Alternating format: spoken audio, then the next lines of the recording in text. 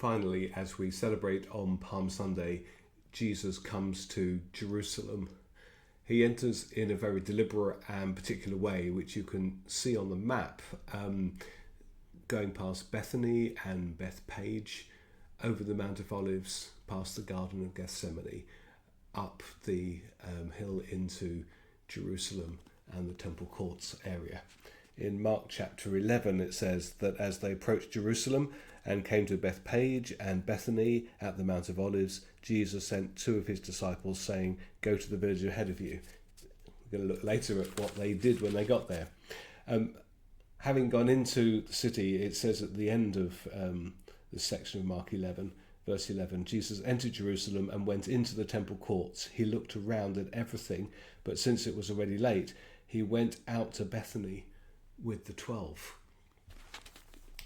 What's very difficult to represent on the map is the scale of the Mount of Olives.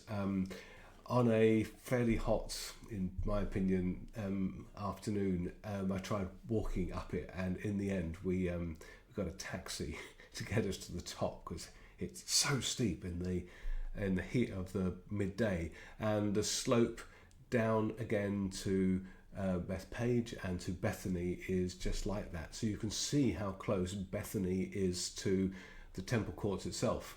But the mountain entirely hides the two places from each other. On the Mount of Olives, you also have the Garden of Gethsemane, and you have lots of places that you can be quiet and still. And at the top, as we saw yesterday, there was this amazing view right over into the old city, that it is there till this day. Tragically, between the top of the Mount of Olives and Bethany, there is now a dividing wall between the Israeli territories and the Palestinian territories. So to make this simple journey that Jesus did regularly with his disciples, you have to get a bus that takes you around a wall. And it feels like Bethany is so far away when it is so close. This is why this is important. The pattern of Jesus' life up till now, particularly represented in Mark's Gospel, is this one of going and finding solitude with his Father. And in those spaces, I understand that he agrees what he's going to do in terms of ministry the next day. So abiding with God, rest, becomes fruitful ministry, but fruitful in the sense of being obedient to what God the Father has says he should do, which often defies the logic that we might have applied. And it is a beautiful pattern of Jesus' life. In the last week of Jesus' life, sometimes we can miss, because there are so many stories about him packed into a short period of time. In Mark's Gospel, we have the last whole 6 chapters out of 16 are just going from Palm Sunday through to the day that Jesus rises from the dead. So much is packed in that we can miss this pattern. This pattern of Jesus' life becomes a daily ritual almost in this place. And what the Mount of Olives represents in my mind is the dividing place between the place of mission and conflict and difficulty and argument in the temple courts, where everything is bustling, because at this time of year you're talking about the biggest religious festival in the whole of the ancient world. There was nothing like what happened to Jerusalem for the Passover festival. So you've got all that going on, and the opposition of different Jewish groups and the Romans and so on. And then Bethany is the place of tranquility and rest and abiding and friendship, and the Mount of Olives is between the two. I used to have this great dilemma in my mind, because some of the gospel stories say every night during Holy Week Jesus went out to the Mount of Olives, and in John's Gospel in particular, Bethany is emphasised each night, and it wasn't until I went and literally saw the place I realised it's the same. Jesus would go out to a quiet place on the Mount of Olives to pray, and maybe sometimes to look over the city once more in the way that he prays.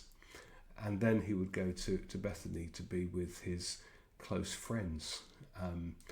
Simon the leper, Lazarus, Mary and Martha lived there. And that became the place of escape and tranquility and friendship. And that's what Jesus does for the days leading up to the day that he's arrested. To me, it makes it all the more sad and tragic then that he's arrested in the Garden of Gethsemane, which is just one of the most beautiful, quiet places on the Mount of Olives. That the place that he may have gone to seek God in quiet and solitude and to bring his disciples with him to show them what that was like became the place where he was arrested. But for today, let's think about Jesus' concentration on what he's going to do, how intentional he is, how he argues in the temple courts with people often about his identity and what God's plans for his kingdom are. The gate that you can see there is the only gate that in modern day Jerusalem you're not allowed to go in through because it's too much of a political hot cake, if you like. But if you go through it, you go straight into the temple courts, what is now the mosque that sits on that site. Here's an artist's representation of what it may have been like to go through this amazing gate, to see the beauty of the temple that had been built. God's presence should have been there. The strange thing about the last few days of Jesus' life is that you find God's presence manifest more in a small town which I believe was there and hidden from Jerusalem because it was a place where people went when they were ill or going through really difficult times, as a place of hiding away from everything. It was there that Jesus found presence with his Father and the comfort of his friends, not in the temple that was built in his name.